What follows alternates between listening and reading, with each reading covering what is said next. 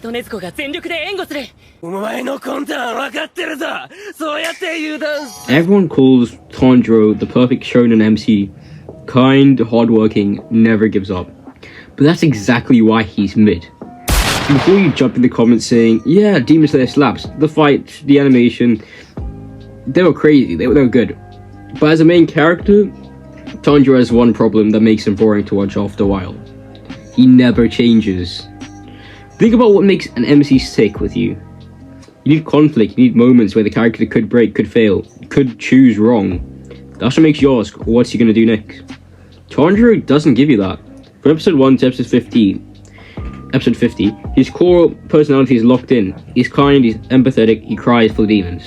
And that's the issue, a character without internal conflict is just a walking message. Tanjiro's whole thing is empathy. He understands every demon's pain before he kills them. Sounds noble on paper, in practice it gets repetitive fast. Fight starts, Tanjiro gets angry, demon reveals their sad backstory, Tanjiro cries, Tanjiro gives speech, demon dies peacefully. You've seen this loop 6 times already. And because you know the loop, the tension dies. It's not will Tanjiro win, it's how long till the speech starts. Let's compare him to Yuji from JJK since you've seen it. Yuji starts out like Tanjiro. I want to save people, I don't want anyone to die, same energy.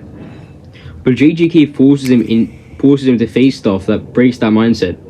By Shibuya, Yuji's dealing with guilt, rage, and the fact that saving everyone is impossible. Tanjiro never gets that. He fights upper moons, sees mass death, and still gives the same speech he gave in episode 7. That's why Yuji feels heavier. He changes. Tanjiro just gets stronger. This is where it actually hurts Demon Slayer. The fights are insane. The writer sells every head, but the emotional weight isn't there because Tanjiro never makes a hard choice. There's no moral grey area. The demons are evil. Tanjiro's gonna try to talk them down. Then the plot decides they die anyways. Where's the cost? Where's the moment where you think, man, if he goes left here, everything changes? It doesn't exist. Tanjiro's locked on good guy mode from start to finish. I'm not saying Tanjiro is bad, he works for what Demon Slayer is trying to do.